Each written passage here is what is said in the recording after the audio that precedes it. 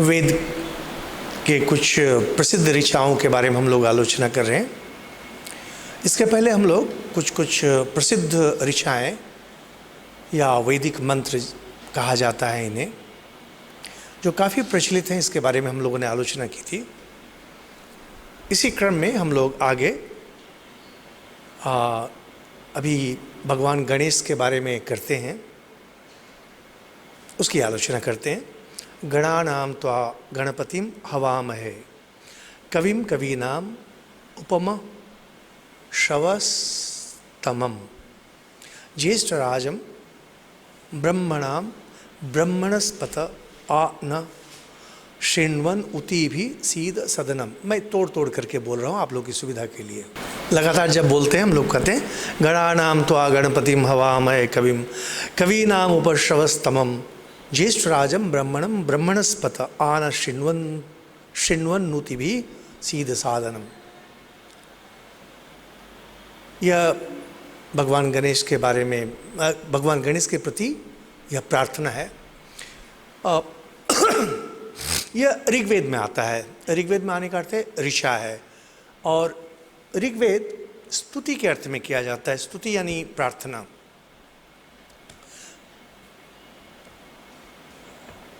इसमें बोलते हैं कि हे गणपति। गण का अर्थ होता है समूह, जो बहुत सारे देवता लोग जब एक साथ मिलकर चलते थे। देवता का अर्थ यहाँ पर है जो दिव्य शक्तियाँ थीं, इनको गण बोला जाता था, और उनमें जो प्रधान थे उन्हें गणपति बोला जाता था। यह जो गणपति है, इसमें बोलते हैं कि ब्रह्मणस्पति करके वेद के समय एक देवता थे। बाद में धीरे धीरे इनका प्रभाव समाप्त हो गया, और कहते हैं बाद में पुराण आदि में ब्रह्मणस्पति जो थे यही ब्रह्मा कहलाए। और ये जो गणपति शब्द है, इस शब्द को धीरे धीरे बदल दिया गया, और इसका अर्थ भी थोड़ा बदल गया। भगवान शिव जब काफ़ी प्रसिद्ध बन गए पौराणिक समय में, तो उनके आसपास जो उनके सेवक रहते थे, जो उनके रक्षक रहते थे, उन्हें गण कहा जाता है। गण होते हैं जो भी प्रधान व्यक्ति हैं, उनके आसपास जो रहते हैं उन्हें गण कहा जाता है। तो इसमें कहते हैं कि गणेश उनका नाम हो गया गणपति, तो गणों में अधिनायक मूल थे। इसीलिए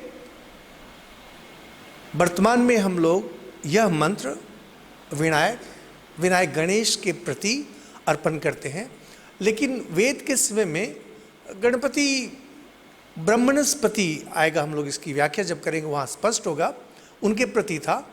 और साधारणतः कहीं भी जब एक गण है, एक समूह है जो शक्ति समन्वित है, जिनमें दैवी शक्ति है, तो उनके जो गणपति हैं उनके प्रति आराधना है। क्या कि गणानां त्वा गणपतिम, जितने भी गण हैं जो रक्षा करते हैं, और जो मूल दिव्य शक्ति है, जैसे हमने शिव के बारे में बात कही, यानी शिव तक अगर किसी को पहुंचना है तो उनको पहले गणेश की ही अर्चना करनी पड़ेगी। वेदांत में भी कहते हैं कि जिनको आत्मज्ञान चाहिए उनको शक्ति की आराधना करनी पड़ती है। जिन्हें आत्मज्ञान चाहिए पहले उन्हें अविद्या शक्ति को खुश करना पड़ता है, तभी शक्ति के इलाके को पार कर फिर ब्रह्म तक पहुंचते हैं। तो बोलते हैं कि आप गणों के नायक हैं। गणानां त्वा गणपतिं हवामहे कविं कवीनाम् उपश्रवस्तमम्। ये उपश्रव जब आता है उसका अर्थ होता है कि सबसे सम्मानित व्यक्ति, जो सबसे अधिक सम्मान पाते हैं। और कवि, कवि नाम, कवि, अभी आजकल हम लोग जो कविता करते हैं उन्हें हम लोग कवि कहते हैं, लेकिन वेद के समय में कवि का अर्थ होता था क्रांतदर्शी। क्रांतदर्शी का अर्थ होता है जो भूत, वर्तमान, भविष्य इसको इकट्ठा देख सके। भगवान का एक नाम है कवि, और ऋषि को भी बोलते हैं कवि, क्योंकि भगवान इकट्ठा भूत, वर्तमान, भविष्य को देख सकते हैं। ऋषिगण भगवान की तरह तो नहीं, लेकिन काफ़ी हद तक पूरी चीज़ को स्पष्ट देख सकते हैं। कैसे? अगर हम लोग उदाहरण लें, साधारणतः हम लोग जब कोई पुस्तक पढ़ते हैं तो एक एक शब्द या एक एक वाक्य देखते हैं, लेकिन ऋषिगण मानो पूरे पृष्ठ को इकट्ठा पढ़ लेते हैं, एक नज़र डालते हैं और उन्हें स्पष्ट हो जाता है। लेकिन भगवान तो पूरी किताब को इकट्ठा जानते हैं। जैसे स्वामी जी, स्वामी विवेकानंद के बारे में कहते हैं कि पूरा पेज एक बार में पढ़ लेते थे। उन्हें जब कोई पुस्तक दी जाती थी तो पन्ना पलटते रहते थे। बहुत बार ऐसा हुआ, लोगों को लगता था कि शायद पढ़ नहीं रहे हैं, लेकिन परीक्षा करने के लिए जब भी उनसे पूछा जाता था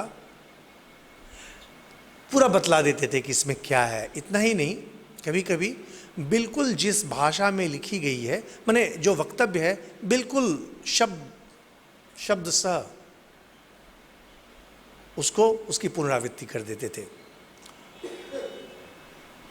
लेकिन भगवान पूरी किताब, सृष्टि की पूरी किताब को इकट्ठा पढ़ लेते हैं। यहां स्तुति में यही करें, कविम कवि नाम। जितने सारे ऋषि हैं जो दिव्य ज्ञान विभूषित हैं, उनमें भी आप श्रेष्ठतम हैं। और कहते हैं ज्येष्ठ राजम ब्रह्मणाम ब्रह्मणस्पत।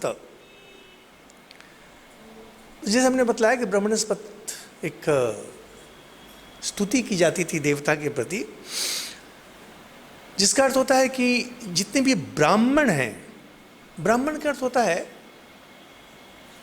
जो ब्रह्म विद्या में चलते रहते हैं। आचार्य शंकर भी इसकी व्याख्या करते हैं कि ब्राह्मण कौन है? जो ब्रह्म विद्या में विचरण करते हैं। अगर कोई ज्ञानी, कोई विद्वान अगर ब्रह्म विद्या में विचरण नहीं करता है, वह ब्राह्मण कहलाने लायक नहीं है। और ब्राह्मण का सम्मान इसलिए किया जाता था क्योंकि आत्मज्ञानी होते थे, वे पंडित होते थे। पंडित का अर्थ होता है आत्मज्ञान जिन्हें प्राप्त हुआ हो। अगर आत्मज्ञान प्राप्त नहीं हुआ है तो उन्हें पंडित नहीं कहते हैं। तो बोलते हैं ज्येष्ठ राजम ब्रह्मणाम ब्रह्मणस्पत। बोलते हैं कि यह जो आध्यात्मिक ज्ञान है, इसके आप ज्येष्ठ राज हैं, श्रेष्ठतम हैं, आप राजा हैं। यानी आपके पास अध्यात्म विद्या पूर्ण रूप से विद्यमान है। ब्रह्मणस्पत, आप इस अध्यात्म विद्या के मालिक हैं, राजाधिराज हैं। आन शृण्वन उतिभि सीध साधनम। आप कृपा कर हमारी प्रार्थना को सुने, और हम यह जो पूजा कर रहे हैं, हम जो आपकी आराधना कर रहे हैं, यहाँ पर आप उपस्थित हों। अब थोड़ी सी व्याख्या यहाँ पर करते हैं। हम लोग शुरू में काफ़ी पहले जब वेद के बारे में बात कर रहे थे, वहाँ पर हमने आपको बतलाया था कि 4 वेद में ऋग्वेद और यजुर्वेद का बहुत अधिक सम्मान है। ऋग्वेद स्तुति के लिए करते हैं और यजुर्वेद उससे आहुति दी जाती है।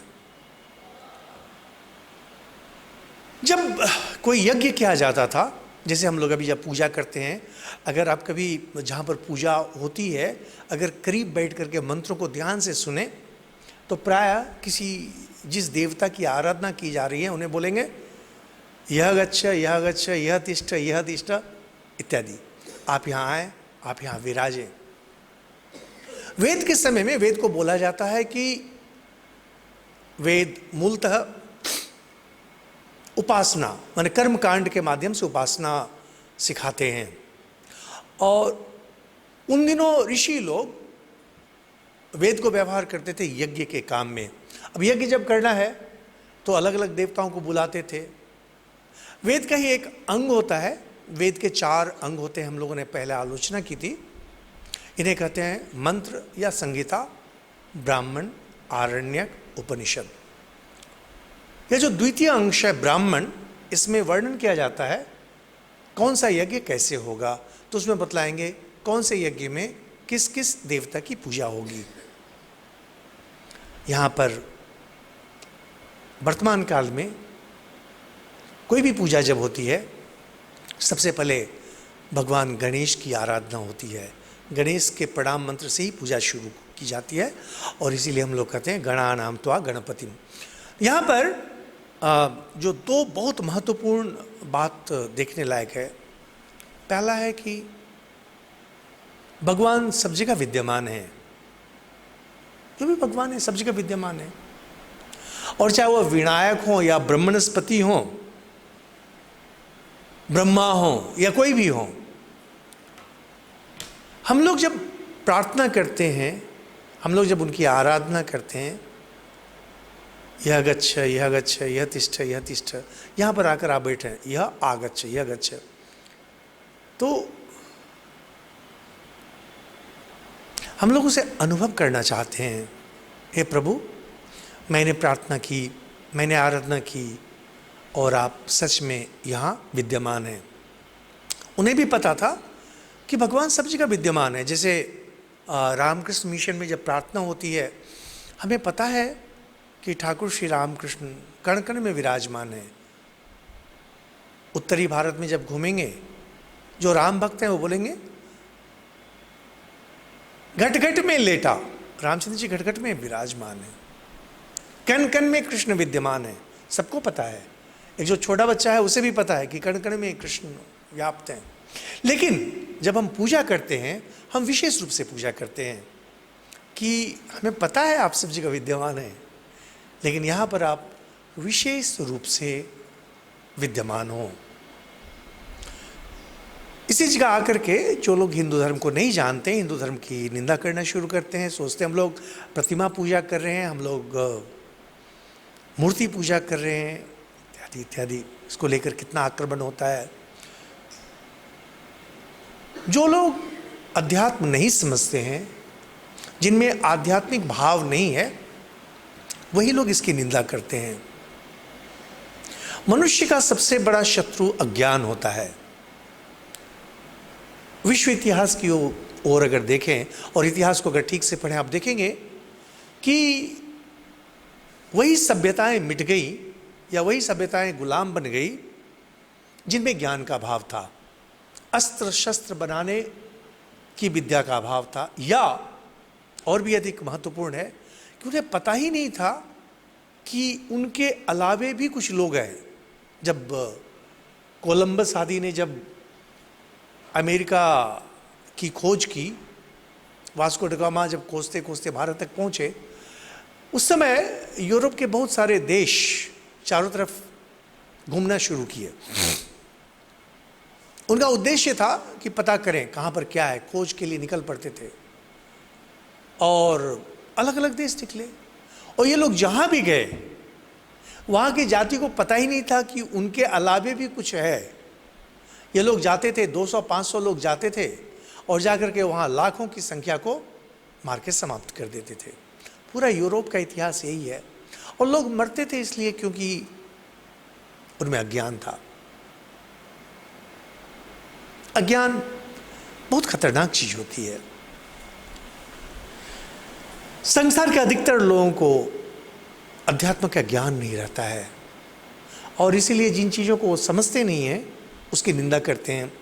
वे भूल जाते हैं, जैसे हिंदू धर्म की जब निंदा की जाती है कि हम लोग मूर्ति पूजक हैं, लोग भूल जाते हैं कि हम लोग हजारों हजार साल से यह काम कर रहे हैं और वे अपने जिस पैगंबर, जिस ईश्वर दूत, ईश दूत के भरोसे इन बातों को कह रहे हैं, उनसे बड़े बड़े ऋषि हमारे यहाँ रह चुके हैं।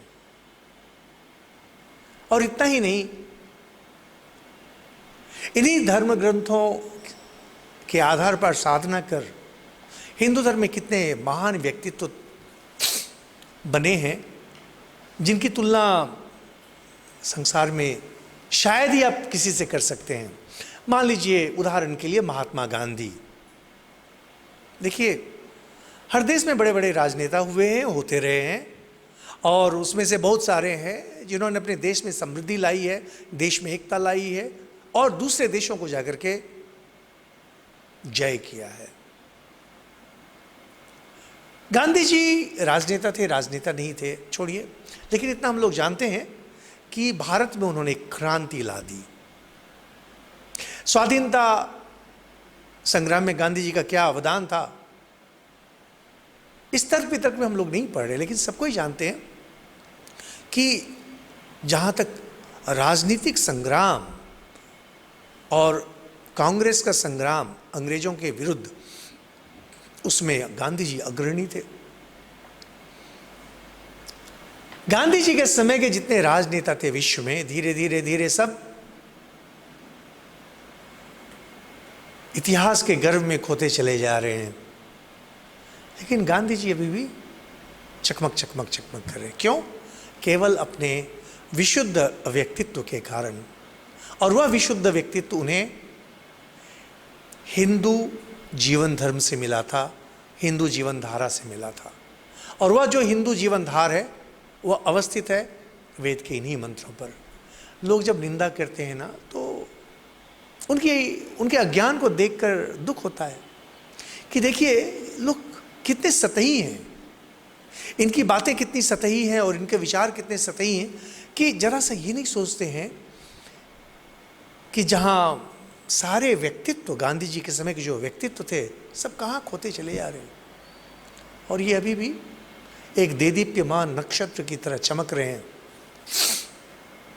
इन्हीं ग्रंथों पर आधारित होकर। यह है प्रसिद्ध गणानाम त्वा गणपतिम। इसके बाद हम लोग इंद्र का एक मंत्र देखते हैं। अपने वेदों में सबसे अधिक मंत्र इंद्र देवता पर है। इंद्र देवता, जब हम लोग वेद में देखते हैं, इंद्र के बारे में देखते हैं कि इंद्र जितने भी देवता हैं उनके राजा हैं। अभी जैसे हम लोगों ने यहाँ पर ज्येष्ठ राजम ब्रह्मणस्पति के बारे में देखा, वैसे वहाँ इंद्र को रखा जाता था कि दैवी शक्ति जो भी है इसके राजा हैं इंद्र। लेकिन जब और सूक्ष्म भाव से हम लोग पढ़ते हैं, देखते हैं कि आज हम लोग जिसे आत्मा कहते हैं, आज जिसे हम लोग ब्रह्म कहते हैं, आज हम लोग जिसे ईश्वर कह रहे हैं, इंद्र मानो उसी शक्ति का मुखौटा थे, मुख थे। लेकिन बाद में विभिन्न कारणों से कहीं पर इंद्र का व्यक्तित्व, कहीं एक हमारे जैसे व्यक्ति का भी व्यक्तित्व था, और दूसरी तरफ वे निर्गुण निराकार ब्रह्म का मुखौटा भी थे। कभी कभी हम लोग देखते हैं कि इंद्र शराब पी करके धुत पड़े हैं। बाद की कहानियों में हम लोग देखते हैं कि इंद्र कभी इस लड़की के पीछे, इस औरत के पीछे भाग रहे हैं। इस सब कारण से धीरे धीरे इंद्र की महत्ता को हटा करके विष्णु को ले आया गया। लेकिन वेदों में जो वर्णन है चरित्र, इंद्र क्या है, इंद्र का अर्थ क्या होता है, इंद्र किस शक्ति, किस ज्ञान का प्रतीक है, आज भगवान विष्णु, भगवान रामचंद्र उसी का प्रतीक है, उसमें कोई परिवर्तन नहीं है। कैसे बोलते हैं, रूपम रूपम प्रतिरूपो बभूव तदस्य रूपम प्रति चक्षणाय इंद्रो माया भी पुरूप ईयते युक्ता है हर्य शता दश। यह मंत्र भी ऋग्वेद में ही आता है, षष्ठ मंडल में। कहते हैं इस संसार में, इस ब्रह्मांड में जहां जो कुछ भी है वह इंद्र ही हैं। देखिए, अभी हम लोग बात कर रहे थे कैसे लोग मूर्ति पूजा के बारे में बोलते हैं, लेकिन देखिए बोलते हैं क्या, रूपम रूपम प्रतिरूपो बभूव। जितने भी रूप हैं, जहां भी नाम रूप का खेल है, इंद्र ही हैं। भगवान ही सब कुछ बनते हैं। हमारे सामने यह माइक्रोफोन है, यह भी भगवान का ही रूप है, और यह जो कलम है यह भी भगवान का ही रूप है। लेकिन ऋग्वेद में भगवान नहीं बोल रहे हैं, यहाँ पर इंद्र के बारे में बोल रहे हैं। रूपम रूपम प्रतिरूपो बभूव तदस्य रूपम प्रतिचक्षणाय। और यह जो रूप है, इंद्र का जो यह रूप है, सबके दृष्टिगोचर है, सबको इसे देख सकते हैं, क्योंकि इंद्र का जो वास्तविक स्वरूप है, जो निर्गुण निराकार है, उसे कोई देख नहीं सकता है। हम लोग इसे देख सकते हैं, इसीलिए हम लोग जान सकते हैं कि इंद्र का यह प्रभाव है। और इंद्रो माया भी पुरुरूप ईयते, यह बहुत महत्वपूर्ण मंत्र है, जिसमें बोलते हैं कि इंद्र अपनी विशेष शक्ति यानी माया के माध्यम से बहुत सारे रूप को ग्रहण करता है। आप लोग जो थोड़ा बहुत धर्म के बारे में आलोचना करते हैं, धर्म के बारे में थोड़ा बहुत सुने हैं, आपने सुना होगा कि वेदांत की जब आलोचना होती है, वेदांत में हमेशा बोलते हैं आत्मा, ब्रह्म आदि, और बोलते हैं यह निर्गुण निराकार ब्रह्म ही सत्य है। माया के कारण एक बहु के रूप में हमारे समक्ष आता है। सत्ता वही एक है, लेकिन वही सत्ता बहु के रूप में, नाना के रूप में हमारे सामने आती है। क्यों आती है? क्या एक बहु में सच में परिवर्तित होता है या नहीं परिवर्तित होता है, या छलावा है या सत्य है? तो बोलते हैं यह सत्य भी नहीं है, छलावा भी नहीं है, इसीलिए यह माया है। माया का अर्थ होता है, माया एक बहुत विशेष शब्द है जिसका अर्थ होता है कि एक तरफ से सत्य है, दूसरी तरफ से यह सत्य नहीं है। सत्य इसलिए कि जब तक हम उसे देख रहे हैं तब तक वह सत्य है, और असत्य इसलिए है क्योंकि इसकी पारमार्थिक सत्ता, अंत तक इसकी सत्ता नहीं रहती है। यानी यह जो कलम है, यह तो स्पष्ट है, कलम का कभी जन्म हुआ और कभी इसका नाश हो जाएगा, लेकिन जब तक मेरे सामने यह कलम है तब तक इसकी सत्ता है। इसका जब ध्वंस हो जाएगा किसी कारण से, या कलम जब टूट जाएगी या जो भी है, इसकी सत्ता का नाश हो जाएगा, और इसका सत्ता इसकी सत्ता परिवर्तित हो जाएगी, प्लास्टिक बन जाएगा। यानी पहले यह कलम नहीं थी, आगे चलकर यह कलम नहीं रहेगी, लेकिन अभी है। इसी को माया कहते हैं। माया का अर्थ साधारणतः हम लोग माया, मोह जो बोलते हैं ना कि झूठ है, छलावा है, नहीं, माया का अर्थ यह नहीं होता है। माया का अर्थ होता है कि जब तक हम देख रहे हैं तब तक सत्य है, लेकिन यह अंतिम सत्य नहीं है। अंतिम सत्य केवल आत्मा का है, अंतिम सत्य केवल ब्रह्म का है, अंतिम सत्य केवल ईश्वर का है, और किसी भी चीज की सत्ता अंत तक नहीं टिकती है। लेकिन तभी सत्ता है, हम लोग हैं, हम आपके सामने बैठे हैं, इतना कुछ है, यह क्या है? सत्य है, बिल्कुल सत्य है। ये बौद्ध लोगों ने एक ले आया कि यह सब कुछ नहीं है, मानसिक कल्पना है, बिल्कुल नहीं, हम लोग इसे बिल्कुल सत्य मानते हैं। लेकिन इन सब की जो वास्तविक सत्ता है, यह ईश्वर की सत्ता है, और यहां पर ईश्वर को इंद्र के साथ एक किया जा रहा है। इंद्रो माया भी पुरुरूप ईयते। इंद्र ही अपनी शक्ति के द्वारा बहु रूप धारण कर लेते हैं। और साथ में बोलते हैं इनका जो रथ है, इंद्र का जो रथ है, इसमें हजारों घोड़े लगे जुते हुए हैं, जो सारे स्वर्णमय हैं। तो यानी इंद्र को तुरंत देखिए कैसे एक रथी के रूप में दिया जा रहा है कि इंद्र रथ में चलते हैं। बाद में हम लोग जानते हैं पौराणिक कथा में उच्चैश्रवा आदि का नाम आता है, लेकिन बोलते हैं कि इंद्र इतने शक्तिशाली हैं कि उनके रथ में हजारों घोड़े जुते हुए हैं, और वे सारे घोड़े स्वर्णिम हैं। तो एक तरफ यह व्यक्तित्व आ जाता है, और दूसरी तरफ हम लोग देखते हैं कि बोलते हैं कि संसार में, संसार नहीं, पूरे विश्व ब्रह्मांड में जो कुछ भी है वह इंद्र का ही रूप है। और इंद्र अपनी माया शक्ति से, बाद में उपनिषद आदि में आकर के यह माया बहुत महत्वपूर्ण हो जाती है। और वेदांत की चर्चा जब होती है, माया के बिना वेदांत के बारे में हम लोग सोच ही नहीं सकते हैं। यहाँ पर यह जो माया है, इसको विशिष्ट द्वैतवादी या द्वैतवादी अलग अलग रूप से इसकी व्याख्या करते हैं अवश्य, लेकिन माया के बिना वेदांत नहीं चलेगा। माया के बिना वेदांत क्या चलेगा? वेद ही नहीं चलेंगे। वेद में ही कहते हैं कि यह संसार में जो कुछ भी है यह सब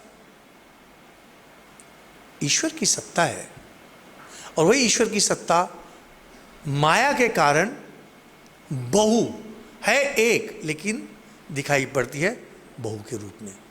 इसके बाद कहते हैं, ये यजुर्वेद से यह मंत्र है जो हम लोग बोल रहे हैं, न तस्य प्रतिमा अस्ति यस्य नाम महद यश। न तस्य प्रतिमा अस्ति यस्य नाम महद यश। एक मुसलमान है, बहुत प्रचार करते हैं इस्लाम धर्म की को एकदम बिल्कुल प्रतिष्ठित करके रखेंगे पूरे विश्व में। तो एक बार किसी ने उनका एक कैसे करके एक वीडियो टॉक थोड़ी नज़र पड़ी, देगा वो हाथ पांव हिला करके जम के चीख रहे थे कि वेद में मूर्ति पूजा की निंदा की गई है, और बोलते हैं न तस्य प्रतिमा अस्ति, यही यजुर्वेद का मंत्र। यह मंत्र असल में इंद्र के नाम में है, और प्रतिमा का अर्थ यहाँ पर है अप्रतिम बोलते हैं। अप्रतिम बंगला में भी है, हिंदी में भी है, संस्कृत में भी है, जिसका अर्थ है कि इसकी समानता और किसी से नहीं हो सकती है। कितना सुंदर है अप्रतिम। अप्रतिम का अर्थ है जिसकी तुलना किसी से नहीं हो सकती है, जिसकी समानता किसी से नहीं हो सकती है। इंद्र कैसे हैं?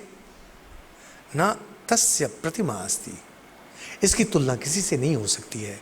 इतने श्रेष्ठ हैं, इतने महान हैं, इतनी शक्तिशाली हैं कि इनकी तुलना और किसी से नहीं हो सकती है। प्रतिमा का अर्थ ही होता है कि जो वस्तु है जिसको हम देखना चाहते हैं उसकी एक नकल हम लोग बना लेते हैं, जिससे उसको देख करके हमें उसकी याद आए। लेकिन वेद के समय में और संस्कृत में भी, और जैसा कि हमने और लगा करके बतलाया, प्रतिमा का अर्थ होता है समान।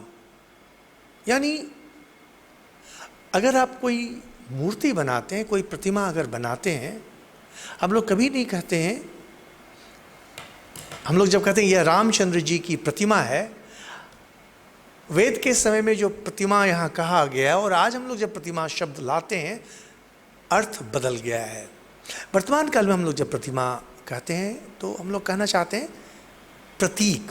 हम लोग जब मूर्ति पूजा करते हैं प्रतीक के अर्थ में, कि श्री रामचंद्र, श्री कृष्ण या श्री राम कृष्ण ये अखंड सच्चिदानंद है, निर्गुण निराकार हैं, इनकी आराधना हम नहीं कर सकते हैं। जो लोग अपने ईश्वर को बोलते हैं निर्गुण निराकार हैं, वो लोग कभी ध्यान भी कर सकते हैं निर्गुण निराकार की? निर्गुण निराकार, इसका तो ध्यान ही नहीं किया जा सकता, संभव ही नहीं है। और देखिए, जो लोग इतना चिल्लाते हैं मूर्ति पूजा के खिलाफ, देखिए यहूदी लोग हैं, वो लोग वह बोलते हैं डव पक्षी, उसको एक प्रतीक बना के रखे हैं ईश्वर का। ईसाई लोग, क्रिश्चियन लोग इस तरह से करते हैं और क्रॉस बना के रखे। मुसलमान लोग मक्का जाते हैं, काबा की परिक्रमा करते हैं। क्यों करते हैं? ये सब सभी प्रतीक हैं। हमारे यहाँ जो प्रतिमा बनती है, मूर्ति बनती है, ये भी प्रतीक हैं, जिस प्रतीक के माध्यम से हम उनकी याद करते हैं। आप लोग जो लोग स्वामी विवेकानंद की जीवनी को पढ़े हैं, आपको याद होगा कि जब घूमते घूमते खेतड़ी पहुँचे, वहाँ पर राजा ने कहा कि प्रतिमा पूजा ये बहुत प्रचलित सब चीज़ है, हिंदू के नाम में लोग यही सब आक्रमण करते रहते हैं। तो स्वामी जी ने पूछा ये तस्वीर किसकी है? तो बोला उनके पिताजी की। इसको उतारो, इस पर थूको। तो एकदम सब तो चौंके कि क्या बोल रहे हैं। बोले आप तस्वीर लगा सकते हैं, ये तो मिथ्या है, थूकिए। जो लोग कहते हैं कि मूर्ति पूजा नहीं करनी चाहिए, तो आप अपने प्रियजनों की तस्वीर क्यों रखते हैं? पहले पॉकेट में फोटो लेके घूमते थे, मोबाइल फोन में फोटो लेके क्यों घूमते हैं? क्योंकि इससे उनकी आपकी याद आती है। हम लोग के यहाँ जब मूर्ति पूजा होती है, हम लोग के यहाँ जब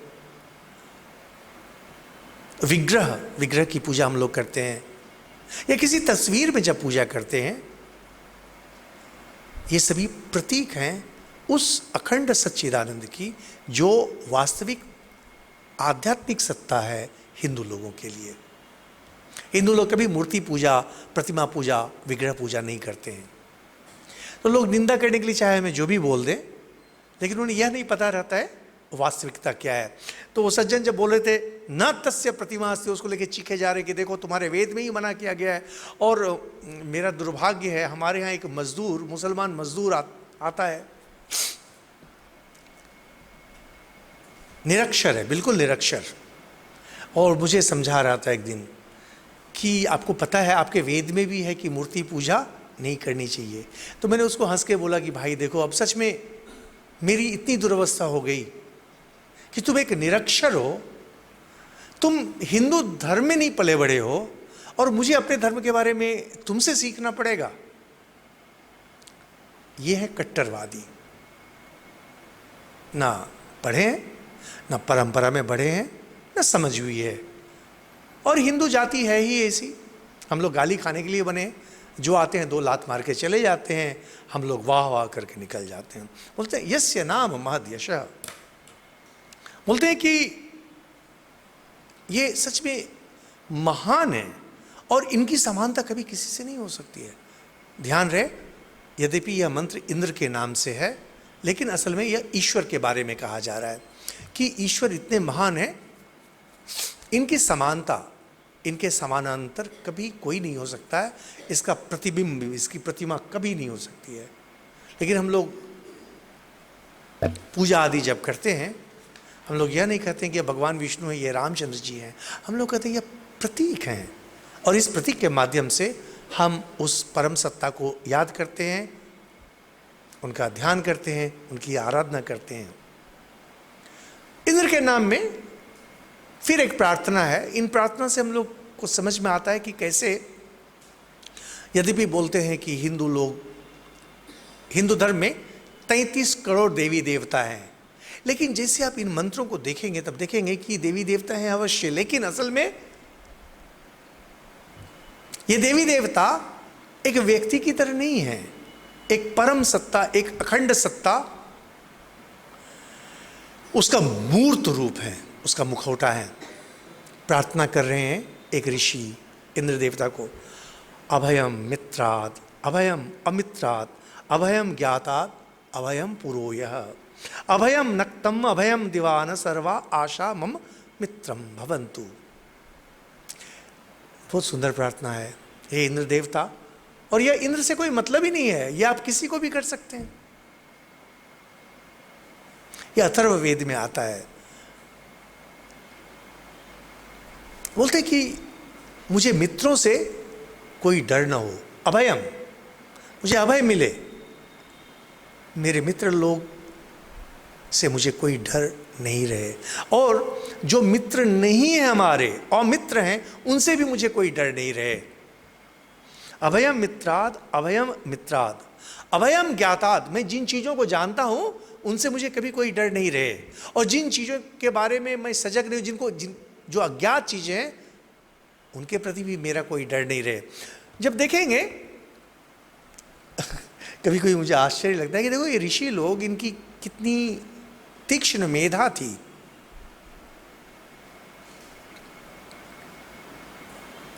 हम लोग जीवन में जब कष्ट पाते हैं, कष्ट भी पाते हैं और डरते भी हैं। कहते हैं कि बहुत सुंदर एक शेर है, अपनों ने मुझे मारा, गैरों में कहाँ दम था। नहीं, यानी अपने मारते हैं। एक बार मैं किसी को ऐसे ही, अपने मित्र को ऐसे मजाक में कह रहा था कि सच में अपने ही मारते हैं, और अपने जब मारते हैं कष्ट बहुत होता है। तो उन्होंने कहा कि रिवॉल्वर की गोली जब नज़दीक से चलाई जाती है ना, तभी लगती है अच्छे से, दूर से चलाएंगे तो गोली उतनी जोर से लगेगी भी नहीं। यानी अपने करीबी, अपने मित्र जब मारते हैं ना, जोर से लगता है। ऋषि मंत्र दृष्टा हैं, और डर को कैसे समाप्त किया जाए, क्योंकि मनुष्य डरता रहता है। हम लोग को सबसे डर है, मित्रों से डर है और अमित्रों से डर है, ज्ञात से डर है, अज्ञात से डर है। बहुत प्रसिद्ध चीज़ है फियर ऑफ द अननोन, बहुत प्रसिद्ध कहानी है कि व्यक्ति अज्ञात चीज़ों से बहुत डरता है। यानी देखिए, हम लोग अब जैसे कि अभी हम लोग बोलते हैं कि पाकिस्तान अगर युद्ध किया इतने लोग मरेंगे, सही बात है, लेकिन अगर आप आंकड़ा लेंगे, देखेंगे कि रोड एक्सीडेंट जब होता है उसमें अधिक लोग मारे जाते हैं एक महीने में, जितना कि आप कभी कल्पना भी कर सकते हैं कि पाकिस्तान के साथ युद्ध में लोग मरेंगे। पार्लियामेंट में एक बार लोगों ने कहा, आप लोग कश्मीर कश्मीर कहते हैं, कश्मीर में पूरे साल में जितने लोग मरते हैं, आपके रोड एक्सीडेंट में उससे अधिक लोग हर महीने मरते हैं। आपको पता है भारत में लगभग हर 3 मिनट में एक आत्महत्या होती है। नेशनल क्राइम ब्यूरो है, उसमें अगर खोल के देखें 3 से 4 मिनट में, हम लोग यहाँ करीबन 1 घंटे से हम लोग बैठे हुए हैं साथ में, अभी तक भारत में 20 लोग आत्महत्या कर चुके हैं जब से हमने क्लास शुरू किया। लेकिन कोई नहीं परेशान होता है आत्महत्या से। लेकिन वो कश्मीर में जो टेररिस्ट लोग हैं उनको लेकर के हम लोग परेशान हैं। पाकिस्तान परमाणु बम फेंक सकता है, उसको लेकर परेशान है। इसको वैज्ञानिक लोग, मनोवैज्ञानिक कहते हैं फियर ऑफ द अननोन। हम लोग ज्ञात से उतना नहीं डरते हैं, अज्ञात से अधिक डरते हैं। हमारे एक मित्र थे बेलूर मठ में, बहुत अच्छा तैरना जानते थे। तो उनको मैंने एक बार पूछा कि आप गंगा आर पार कर सकते हैं तैर के? उन्होंने बोला आराम से करेंगे, लेकिन जैसे मैं बीच में जाता हूँ ना, बहुत डरने लगता हूँ। मुझे लगता है कि नीचे से कोई जंतु ऊपर आकर के मेरे पाँव को खींच के नीचे लेके चला जाएगा। तो मैंने बोला ऐसा तो कुछ होगा नहीं। बोला नहीं होगा, मैं मानता हूँ, लेकिन अज्ञात का एक डर रहता है। जब आप मनुष्य के इतिहास को पढ़ेंगे, मानव जाति के इतिहास को देखेंगे, मनुष्य हमेशा अज्ञात चीज़ से बहुत डरते हैं। हम लोग जब छोटे बच्चे थे अंधेरे से बहुत डरते थे, और अभी भी छोटे बच्चे अंधेरे से बहुत डरते हैं, क्योंकि अज्ञात का डर रहता है। दिन की रोशनी में सब कुछ पता है क्या हो रहा है, नहीं हो रहा है। रात के अंधेरे में कहाँ क्या है नहीं पता रहता है। अज्ञात से डरते, इसलिए बोलते हैं अभयम मित्राद अभयम अमित्राद अभयम ज्ञाताद अभयम पुरो यह, और अभयम नक्तम अभयम दिवानः। मुझे रात में भी डर नहीं रहे, दिन में भी डर नहीं रहे। एंड सर्वा आशा मम मित्रम भवन्तु। ये जितनी सारी दिशाएं हैं, जो कुछ है ना, सब मेरे मित्र हों। तो जिन्हें थोड़ा डर लगता है, जिन्हें लगता है कि बहुत जीवन में बहुत कष्ट मिल रहा है, कलह मिल रहा है, घात मिल रहा है, ये सब सिद्ध मंत्र हैं, ये कविताएं नहीं हैं। हम लोगों ने शुरू में स्पष्ट किया था। लोग प्राय सोचते हैं ये वेद कवि द्वारा रचित हैं। बहुत सारे विश्वविद्यालय में ये कॉम्परेटिव लिटरेचर और लिटरेचर, इस समय वेद को जब पढ़ाया जाता है कविता के रूप में पढ़ाया जाता है।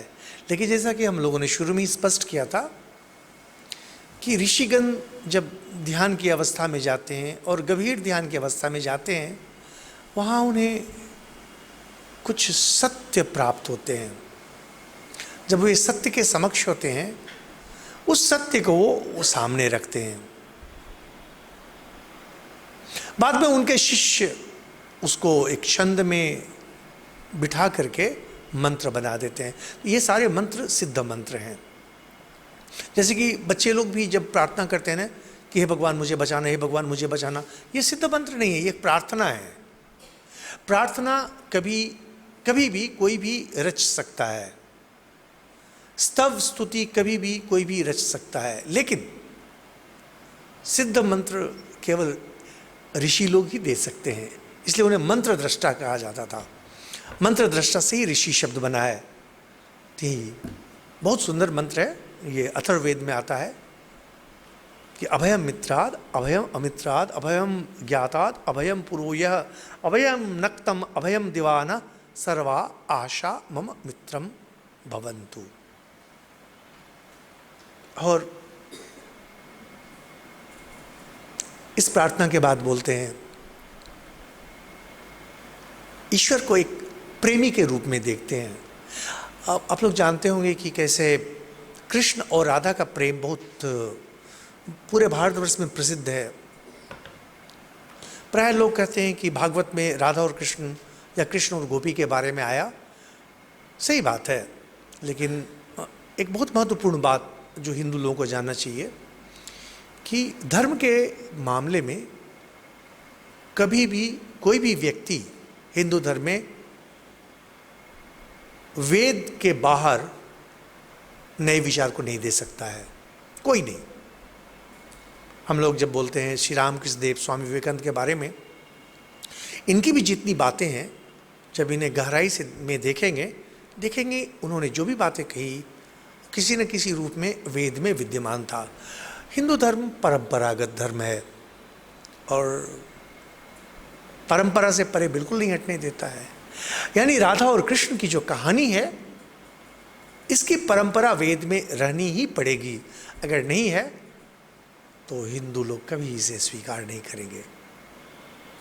यहाँ पर इंद्र को प्रेमी के रूप में देखा जा रहा है। दोहेन गामुप शिक्षा सखायम प्रबोधय जरितर जारविंद्रम कोशम न पूर्णम वसुना न्यरिष्टमा चावय मगधेयाय शूरम। ये ऋग्वेद का मंत्र है। बोलते हैं कि हे इंद्र, मैं आपको प्यार करता हूं, मैं आपका सखा हूं, मैं आपका दोस्त हूं, मुझे अपनी तरफ खींच लो। कैसे? जैसे गाय को लाया जाता है दूध दूहने के लिए। आप लोग जो लोग गांव में रहे हैं, गांव में देखेंगे कि गाय सारा दिन चरती है, लेकिन शाम में उसे ले आया जाता है दूहने के लिए। बोलते हैं कि जैसे लोग गाय को ले आते हैं दूहने के लिए ना, ऐसे ही मुझे समेट लो अपने पास। और बोलते कहते हैं, हे गायक, जगाओ उस ईश्वर को, जगाओ जो मेरे प्रेमी हैं, जिनको मैं प्यार करता हूं। ऋषि यहां पर इंद्र को अपना प्रेम के रूप में देख रहे हैं। और कोशम न पूर्णम वसुना न्यरिष्टमा, ये जो वीर पुरुष हैं,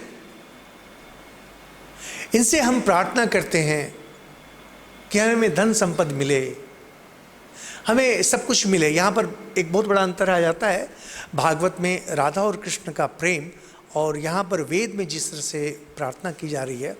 यहाँ पर ईश्वर को प्रेमी के रूप में देख रहे हैं, लेकिन इनसे आशा की जा रही है कि मुझे संपद मिलेगा, समृद्धि मिलेगी। समृद्धि के लिए प्रार्थना कर रहे हैं, लेकिन संपर्क पिता पुत्र का या माँ बेटे का संपर्क नहीं है, प्रेमी का संपर्क है। और कहते हैं कि किस तरह से संपत्ति देंगे? बोलते हैं कि जैसे कोई पात्र लबालब भरा हो दूध से या जल से, हे मेरे प्रेमी, मेरी समृद्धि इसी प्रकार हो। लेकिन दोहेन गामुप शिक्षा सखायम, सखायम सखा के रूप में देख रहे हैं। बाद में भगवान कृष्ण को हम लोग देखते हैं कि कैसे जब वो वृंदावन आदि में हैं तो वहाँ गोप बालक उन्हें सखा के रूप में देख रहे हैं, सुदामा उन्हें सखा के रूप में देख रहे हैं। और बाद में यह जो कहानी आती है सुदामा और कृष्ण की, जहाँ सुदामा कृष्ण के पास जाते हैं हे सखा मैं अभावग्रस्त हूँ, बोलते नहीं है लेकिन उद्देश्य यही है, मेरे अभाव को मिटा दें।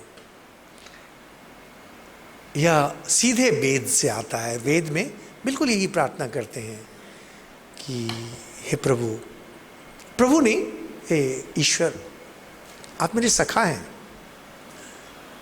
और मुझे अपने पास लें, जैसे गाय को अपने पास लेते हैं, और मेरी झोली भर दे, मुझे समृद्धि दे।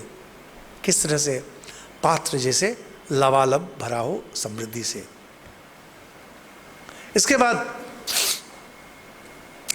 और एक मंत्र हम लोग करते हैं, यह पवित्रता के बारे में है, और मेरे अंदर जो कुछ है यह शुभ हो, यह अच्छा हो। संस्कृत में इसका शब्द है भद्र। जैसे बहुत प्रसिद्ध मंत्र है, भद्रम कर्णे भी शृणुयाम देवा। भद्र का अर्थ होता है अच्छा। बोलते हैं विश्वानि देव सवितर दुरितानि परासुव यद भद्रम तन्न आसुव, यद भद्रम तन्न आसुव। ऋग्वेद का यह मंत्र है, सविता, सविता देवी के नाम में या सूर्य के नाम में, कि हे सविता, जो भी निकृष्ट है, गंदा है, इसे आप दूर कर दें मुझसे, और जो भी शुभ है, अच्छा है, उसे मेरे अंदर ले आए। यद भद्रम तन्न आसुव। यह अगर आप लोगों को याद रहे, इसे अगर लिख लें, बाकी मंत्र अगर नहीं भी याद रहे, केवल इतना, क्योंकि ये सब सिद्ध मंत्र हैं। यद भद्रम तन्न आसुव, यद भद्रम तन्न आसुव। अगर सुबह शाम जैसे गायत्री मंत्र का जप किया जाता है, अगर इसका भी जप किया जाए, यद भद्रम तन्न आसुव, इसके पहले जो है विश्वानि देव सवितर दुरितानि परासुव, जो बुरा है उसे मुझसे दूर करें। लेकिन खैर इतना अगर नहीं करके केवल यद भद्रम तन्न आसुव इतना भी अगर किया जाए, तो धीरे धीरे देखेंगे आपके अंदर अच्छाई भर जाएगी।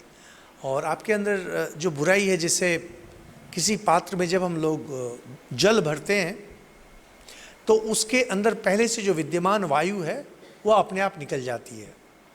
उसी प्रकार आपके अंदर जो बुराई है अपने आप निकल जाएगी। हम लोग बार बार यह बात करें, यह सब महज प्रार्थना नहीं है, इन्हें केवल प्रार्थना के रूप में नहीं देखा जाए, कविता के रूप में तो कदापि नहीं। ये सब सिद्ध मंत्र हैं।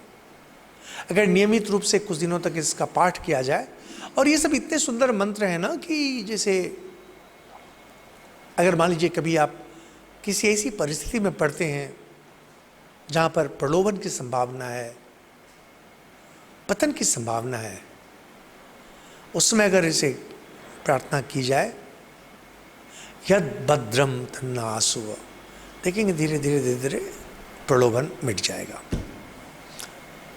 बाकी हम लोग इसके बाद वाले क्लास में देखेंगे।